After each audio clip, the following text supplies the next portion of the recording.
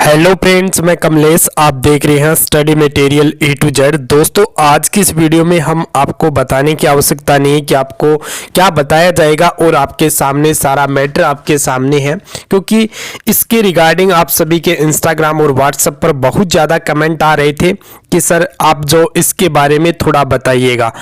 तो देखिए, आपके सवाल होते हैं कि सर आप जो आजकल रिप्लाई कम कर रहे हैं, तो इसके पीछे भी आपको देखिए, आपके हर कमेंट का हमारे लिए वैल्यू होता है और आपके हर कमेंट के आधार पे ही हम डिसाइड करते हैं कि आपके नेक्स्ट वीडियो क्या रहनी चाहिए। तो आप कमेंट करते हो, बहुत अच्छी बात है, दिल से धन्यवाद दोस्तों। बट यहाँ पे कुछ कारण है कि आपके रिप्लाई नहीं हो पाते हैं। इंस्टाग्राम पे भी आपके हो सकता है कि आप जो वेट करते रहते हो, लेकिन आपका कमेंट का रिप्लाई भी नहीं आता होगा। तो मैंने आपको बोला है कि आपके इंस्टाग्राम पे मैं 20 कैंडिडेट की लगभग रोज डेली रिप्लाई करता हूं, तो ये बात सही है। बट क्योंकि कैंडिडेट, अब देखिए हमारे साथ इंस्टाग्राम पे भी 1600 के आसपास कैंडिडेट जुड़े हुए हैं और आप देख भी रहे हैं, तो लगभग हमारे पास दोस्तों 20,000 के आसपास कैंडिडेट्स हैं जो कि इस प्रकार से मैसेज करते रहते हैं। तो इससे जो यहाँ पे आपके इंस्टाग्राम, टेलीग्राम तो सभी पे आते हैं, तो मैं कुछ आपका सारी चीज़ें देखकर और आपको कोशिश करता हूँ कि आपका जो रिप्लाई है वो मिल जाए और वीडियो के थ्रू ज़्यादा मिल जाए। तो क्योंकि इससे जो होता है यही होता है कि मेरा भी टाइम बच जाए, क्योंकि मैं खुद भी स्टडी करता हूं। आप समझ सकते हैं कि स्टडी करने वाला कैंडिडेट के लिए टाइम निकालना कितना मुश्किल होता है। ये चीज़ आप खुद समझ सकते हैं कि कितना टाइम मिलता है और कितना टाइम। और देखिए भाई, ये स्टडी के वीडियो होती हैं और देखिए कोई भी वीडियो हो उसमें टाइम तो लगता ही है। आप कितनी भी हो, इसमें मैक्सिमम 1 घंटे तो आप लग ही जाएगा। आप कैसे भी अगर एडिटिंग ना करोगे तो भी वीडियो लग जाएगा, क्योंकि इसमें जो आपका थंबनेल बनाना रहता है, सारी चीज़ें प्रोसेस रहती है। बट आज जो थोड़ी सी यहाँ पे जानकारी डिस्कस करने वाले हैं कि दोस्तों आप सभी के कमेंट थे, तो इससे जो आपकी क्लियर हो जाए। और दिल से थैंक्स भाई, आप सभी सपोर्ट कर रहे हो और इसी प्रकार सपोर्ट करते रहें। लेकिन कोशिश यही रहती है कि आपका सारा रिप्लाई मैं वीडियो के थ्रू क्लियर कर देता हूँ, तो उससे भी आपको बेनिफिट ही है। क्योंकि आप अगर एक कमेंट पर, यहाँ पे मैंने टॉपिक मेंशन किए हैं एसएससी जीडी एमटीएस, इसके लिए कि आप सभी की कमेंट थे कि सर हम इस एग्जाम की तो तैयारी कर रहे हैं, इसके अलावा एक्स्ट्रा क्या पढ़े। क्योंकि हर एक कैंडिडेट के लिए वो चीज़ सारे के लिए महत्वपूर्ण होती है कि आपको कितना छोड़ना चाहिए और कितना पढ़ना चाहिए। ये आप सभी का जो कि सबसे बड़ा सवाल होता है। और आप सिलेबस को लेकर भी, और देखिए कैंडिडेट ने मुझे कमेंट किया था, तो मैं आपको उसका कमेंट दिखाना चाहूंगा, लेकिन मैं नहीं चाहता, लेकिन आपको मैं दिखा देता हूं।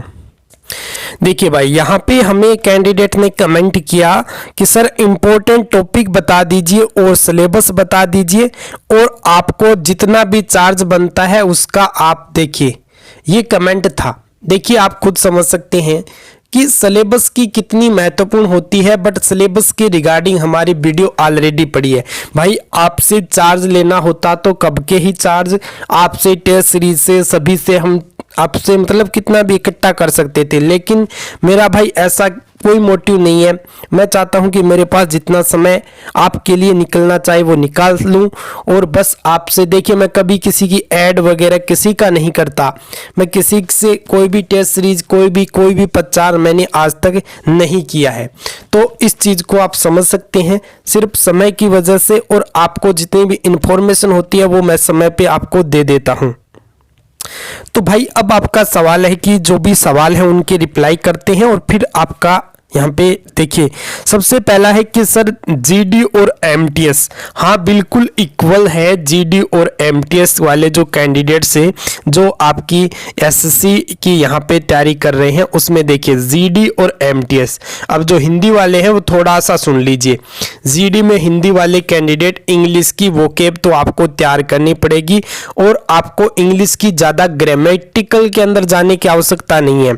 आप अगर आप अच्छे से अगर वो केब की ओर फोकस करते हैं, आइडम फ्रेजेज हैं, आपके एंटोनियम सिनोनियम्स हैं, स्पेलिंग एरर्स हैं, ये अगर आप कर लेते हैं तो आपका आसानी से इंग्लिश का जो डर था वो क्लियर हो जाएगा। एमटीएस है तो भाई एमटीएस तो बिल्कुल, एमटीएस अगर फॉलो करते हैं तो भाई और आपको कोई भी तैयारी करने की आवश्यकता नहीं है। आप डायरेक्ट आप जो दोस्तों बेडर होकर आप जो जाइए एग्जाम देने, कोई दिक्कत वाला सीन नहीं होगा।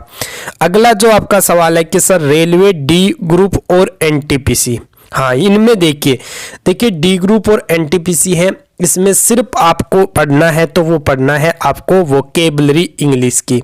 वही सीन है जीडी वाला ही, लेकिन जीडी में भी कोई कैंडिडेट इंग्लिश से भी तो करते हैं, तो उससे थोड़ा सा डिफरेंस हो जाता है। रेलवे और आपके एनटीपीसी वाले कैंडिडेट है उनके लिए इंग्लिश के अंदर ही फोकस करना है, वही वोकेबलरी है, स्पेलिंग एरर्स है और आपके आइटम फ्रेजेज हैं और वन वर्ड सब्स्टिट्यूशंस हैं, तो यही चीज़ें आपको फोकस करनी है। नेक्स्ट अगर आपका सवाल रहता है कि ये देखिए सवाल आपके लगातार आते रहते हैं इसके रिगार्डिंग, क्योंकि हर कैंडिडेट कोई ना कोई तैयारी जरूर कर रहा है।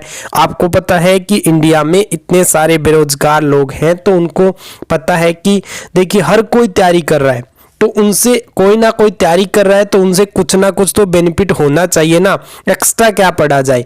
तो भाई वीडियो कंप्लीट देखो, पूरी जानकारी दी जाएगी, ऐसा नहीं है। और वीडियो को शेयर कर दो, जो कैंडिडेट्स नए आए हो चैनल को भी सब्सक्राइब कर लो भाई, आजकल आप सब्सक्राइब तो कर नहीं रहे हो देखिए। और उसके बाद देखिए air force X and Y group की बात कर लेते हैं। तो एक्स एंड वाई ग्रुप की बात करते हैं तो ये देखिए एक्स ग्रुप थोड़ा सा बिल्कुल ही अलग एक्स ग्रुप है, इसमें सिर्फ आप इंग्लिश को ले सकते हो, इसमें मैथ्स आपको अलग से पढ़नी पड़ेगी देखिए, क्योंकि मैथ्स जो होती है वो वाई ग्रुप वाली रहती है। तो मैथ थोड़ा अलग से, आपको इंग्लिश का ही पोर्शन आप यहाँ से ले सकते हो, तो मैथ्स और जीएस ये सारी चीज़ें आपको पढ़ना ही पड़ेगा। तो एक स्टूडेंट जो कि यहाँ पे नेवी के भी कुछ कैंडिडेट होंगे तो उनके लिए भी थोड़ा सा बता दिया जाएगा, कोई बात नहीं, आपके बारे में भी मैंने अदर एग्जाम भी लिखा है, तो ये अभी आपको दिक्कत वाला सीन नहीं है। तो एयरफोर्स वाले इंग्लिश को छोड़कर भाई आप सभी पढ़ना पड़ेगा आपको, ठीक है। उसके बाद वाई ग्रुप वाले कैंडिडेट की बात करें तो वाई ग्रुप वाले कैंडिडेट के लिए भाई ये आसान सी बात हो जाती है कि सभी चीज़ें कवर इसके अंदर आ जाती है, ठीक है, वाई ग्रुप के अंदर। और देखिए आपके मैथ्स हो जाएगी, रीजनिंग है, ये सारी चीज़ें आपकी कवर हो जाएंगी। और वोकेबलरी थोड़ा सा आप सभी को बोल ही रखा है, ध्यान ही देना है। अब बात करते हैं आपके नेवी के एग्ज़ाम की। तो नेवी के एग्जाम में आपको देखते हैं कि जीएस का क्लियर हो जाता है और आपका एक हो जाता है दोस्तों, इसमें भी आपके कोस्ट गार्ड वाले कैंडिडेट्स भी होंगे, सारे होंगे। तो देखिए आप अपने थोड़ा सिलेबस के एमआर के भी कैंडिडेट हैं नेवी के, तो सारे कैंडिडेट अपने से जुड़े हुए हैं, कोई बड़ी बात नहीं है। बट एक चीज़ अगर आप ध्यान में रखिएगा तो नेवी में आपका देखिए इंग्लिश, अगर जिसके पास इंग्लिश का वोकेबलरी वगैरह अगर आपके आते हैं तो आप आसानी से कवर कर सकते हैं। और मैथ्स जो है आपकी जो 10वीं लेवल वाली है, जो 10th लेवल की है, वो मैथ आपको कवर करनी है, क्योंकि देखिए आपके कोस्ट गार्ड में भी देखिए आपके 12वीं की जो मैथ होती है वो भी आ जाती है। तो इस चीज़ को आपको ध्यान में रखता है कि 10th का आपको, और जीएस आपका देखिए सबको इक्वल रहता है, बट जीएस में थोड़ा सा इंपॉर्टेंट ये रहता है कि आपको जैसे आपके एयरफोर्स की जितने भी यहाँ पे कमांड वगैरह यानी नेवी के कितने वो जो अधिकारी हैं और आपके एयरफोर्स है इक्वल्स आर्मी है, तो ये आपको एक रैंक और आपके एयरफोर्स से रिलेटेड कोई भी मैटर मिलता है। अब ये नहीं कहूँ कि कोई हेलीकॉप्टर है, सारी चीज़ें आपको, प्रतीक चिन्ह है क्या क्या, जो आपका गरुड़ चिन्ह, सारी चीज़ें आपको पता होनी चाहिए A to Z एयरफोर्स से रिलेटेड, क्योंकि आपका भर के एग्जाम में प्रश्न पूछा गया जीएस में कि आपके एयरफोर्स से रिलेटेड क्वेश्चन पूछे गए थे। और स्टैटिक जीके पर आप फोकस कीजिएगा, तो जीके का तो यही आपका सीन रहेगा। और अगर हम बात करते हैं तो दोस्तों आपके देखिए ये सारे जो भी टॉपिक थे शायद मैंने क्लियर कर दिए हैं। और रीजनिंग भाई नॉर्मली रीजनिंग है आपके आने वाली है, फिगर से भी आती है, सारी चीज़ें आती है रीजनिंग में, तो इस चीज़ को भी आप ध्यान में रखिएगा। तो दोस्तों उम्मीद करते हैं कि आपको वीडियो अच्छी लगी होगी और आप सभी के जो सवाल थे जवाब थे उस सभी का मैंने रिप्लाई किया होगा।